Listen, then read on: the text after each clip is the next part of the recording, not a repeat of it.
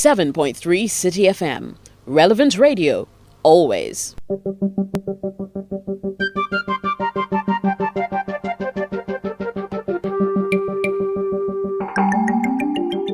This is Business Today on Citi TV. My name is Bernard Avle. We are privileged to have the CEO of MTN Ghana, Ebenezer Asante, who started his career in Ghana. He went globetrotting in his back. Mr. Asante, welcome to Citi TV. Thank you, Bernard.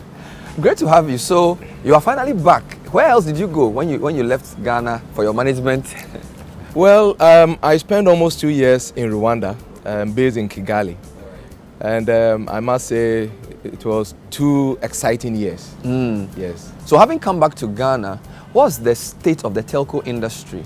Because I know you started your management career from 95.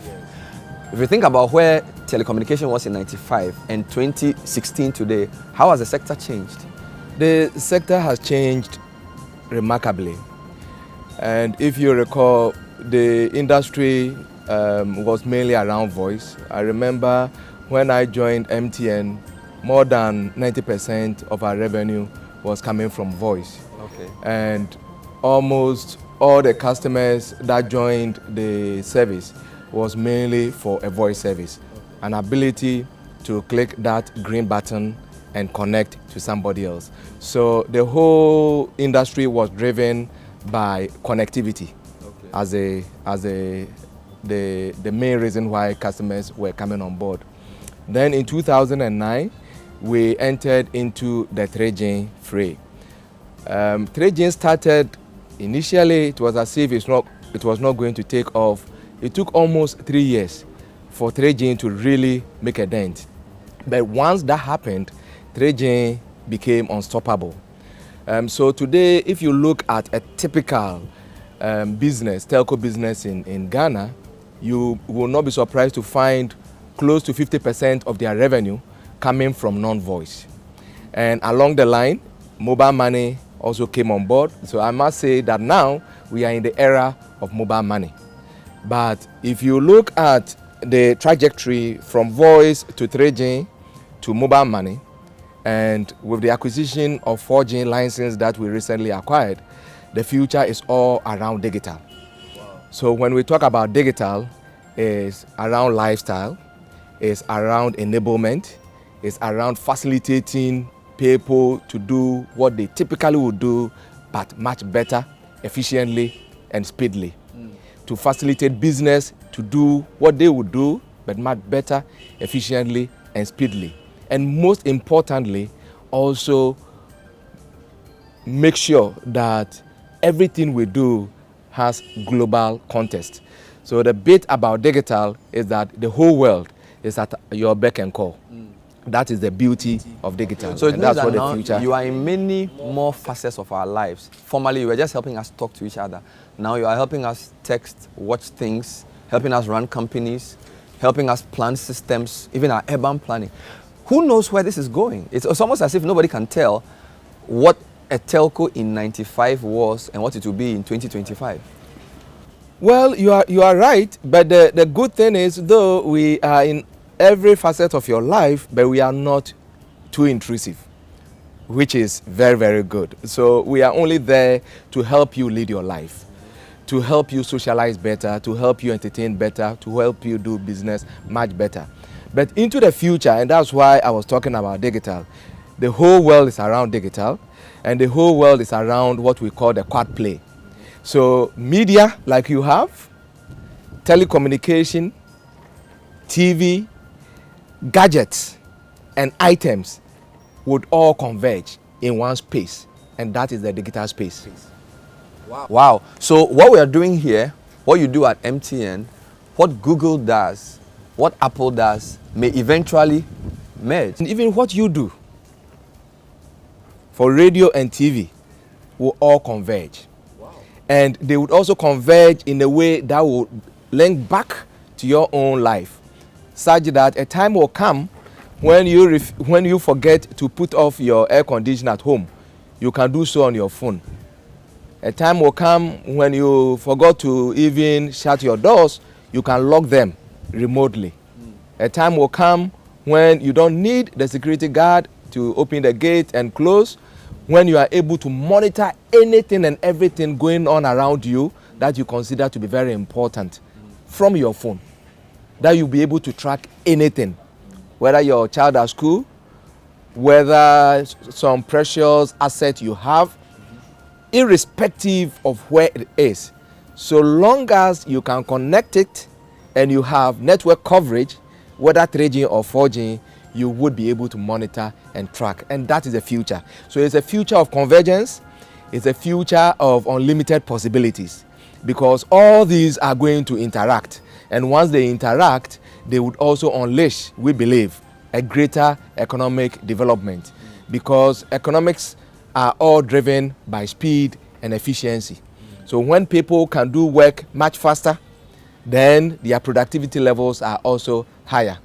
When people can transfer money much faster, then the money can move around quicker than before. So economic benefit and the spin-offs are also higher. MTN has been in the lead for many years. How has this been possible? Because in some industries, the leader 10 years ago is no longer the leader. And I can give many examples of that. For some reason, your company has managed to maintain its market share consistency and has played a leadership role, irrespective of all the changes you just described. What is the secret? This market is very, very competitive. So sometimes when people see MTN's success, they think, oh, MTN is big, that is why. But remember, it is the most competitive market in the whole of Africa. And in fact, there was a challenge that I threw to somebody. Tell me, anywhere in the world, a market that is more competitive than Ghana. The statistics are there. 27 million people, 5 or 6 telcos, 3 BWAs, myriads of ISPs, and many others. The market is highly competitive. And look at some of the good work the regulator is doing with the introduction of mobile number portability. It also enhances competition. Currently, we also have even the mobile virtual network operator. It also further enhances the kind of competition I was talking about. So when you put it all together, MTN is successful in a highly competitive market because one, MTN understands the market. Two, MTN is not complacent, is not happy with any attainment and they want to achieve more.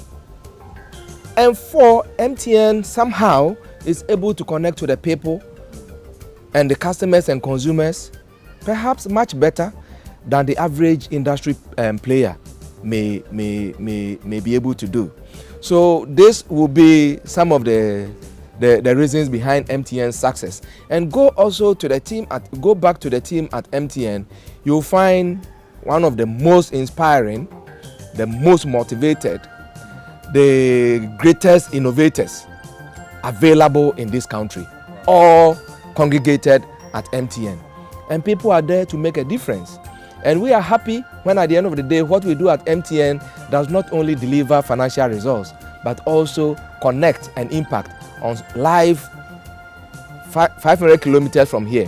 When I get to a place like Hamile and speak to the average person in Hamile, and the person through MTN has a phone, the person may not even have pipe-borne water or electricity, but has a phone to be able to connect, to be able to do mobile financial service, and to be able to also see what is going on globally. These days, nobody needs to wait for them to be told what is happening in the city. They get their radio, their TV, their internet, mobile services and financial services all on their phone. When I get to Hamile and interact with people and see how telephony is changing their lives, that gives me a lot of joy. And for that matter, that is the reason why the team at MTN is so motivated and inspired to keep going, working around the clock every single day, introducing new services, introducing new products, coming up with innovations, collaborating and forging new partnerships to be able to make the customer happy. That is the reasons behind our success. The vision is around digital, and I'm looking forward to a day that digital does not just become a middle class item. Okay. So inclusiveness, bringing everybody on board, breaking down the digital appeal, and also making sure that it is affordable and accessible for as many Ghanaians as possible to come on board. For me, that's the bigger vision. Wow. So it's a vision around how do we get digital inclusiveness, how do we ensure that the great services of ICT are available wherever you are, so distance or geography does not become a constraint.